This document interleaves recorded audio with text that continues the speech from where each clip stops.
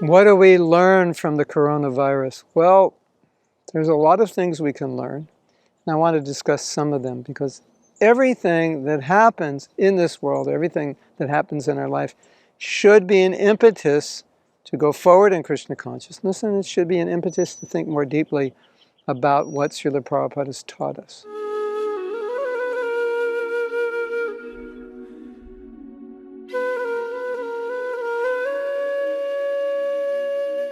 One of the things that Prabhupada has taught often is that we can't depend on anything in this world. This, as Krishna says, everything is endlessly mutable. The only constant is that everything is changing. And we just saw the most dramatic change in the world in our lifetime taking place from the end of December, beginning of January. And just recently, while I'm making this video, India has just shut down. Other places have also been shut down. Where I'm living has been shut down. And everyone's wondering what's going to happen to the economy because businesses are not operating. A lot of people are not working. How are they going to pay their bills? It's a time of worry. Prabhupada said that this economy cannot last. So we should never make believe that it's going to last the way it is. It's not built on any real foundation. And one devotee said to me, he said, yes, now Prabhupada's instruction, grow your own food. Yeah, what if this thing continues? Of course, you may be hearing this years after and know exactly what happened. I don't know what's happening yet. It may pass in a few weeks.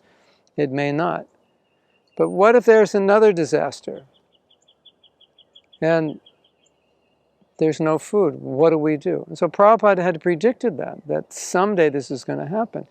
In Atlanta, he was taking a morning walk, and he said, one day, everyone will leave this city. They won't be able to live here. What he said, when? At the end of Kali Yuga? He said, no, in your lifetime you will see this. That's interesting. So, we want to make the world very nice. We want to make everything as nice as we can. We want to be happy. We want to be peaceful, etc., etc. We want to get our pakoras and halava, and sweet rice, and kofta, gulab jamuns, and your other favorites. But that doesn't always happen. And we can see right now, so many plans that we've all had have been stopped. We're stuck in countries we can't get back home. I left India 3 days before the last plane left, and I had no idea. Some devotees are fortunately stuck in Mayapur or Vrindavan. That's fantastic. But they may have had things that were necessary to do back home, and then they can't do them now. So, what are we supposed to learn from this? We're supposed to learn that Prabhupada has told us this, that Krishna has told us that this is the reality. We can't make believe these realities don't exist. We can't make believe that there aren't going to be traumatic experiences like this. We can't make believe that everything's just going to go on beautifully the way it is. But we have to be able to learn how to deal with these ups and downs, because a lot of people are very stressed right now. A lot of people are having a lot of concerns about their future. And other people, interestingly, are having a very difficult time just being alone with themselves. It's something they never really did before. And life has changed a lot now. And we can't just go out and passionately do what we normally do. And that's difficult for a lot of people. So for us, it's really a time to reflect on how well do we deal with situations that are out of our control. How well are we accepting of things which we don't want to happen, we wish were not happening, but they are, and there's very little or maybe nothing we can do about it. How well do we deal with that? Because that's the situation we're in right now. And how well do we depend on Krishna, not knowing, oh, I just lost my job. I don't know how I'm going to pay my bills. I don't know how I'm going to put food on the table. How do we deal with those difficult situations? How do we react? What's going on inside of us? We have to look at that. Do we have faith in Krishna? Do we go on with our service? Do we give up Krishna consciousness? Do we lose faith in Krishna? this is a time when we're tested, when things are difficult. And who knows how much more difficult it will be. Then people are dying.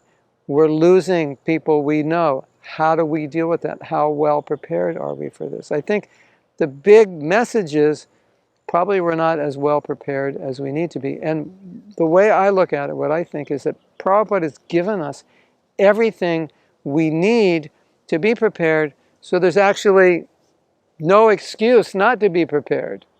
There's absolutely no excuse not to be prepared, because every day and every page and every Maha Mantra in every way, we're being prepared to deal with the calamities of this world. So if we're not dealing with it well, we need to reflect on that and say, okay, what's going on? Am I not actually becoming Krishna conscious? Am I not actually getting it? Am I actually ignoring what Prabhupada's saying because I don't want to admit the realities of this world? Am I afraid to face the truth? Do I put my head in the sand? Is that how I'm happy?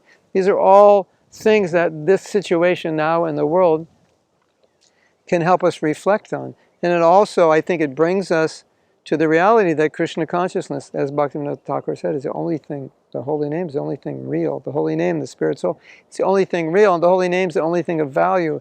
The sangha, the service, it's the only thing of value for us. And everything else can come, go, spin around, turn upside down. Who knows where it'll go. But Krishna consciousness is what we have, and that's where we need to take shelter.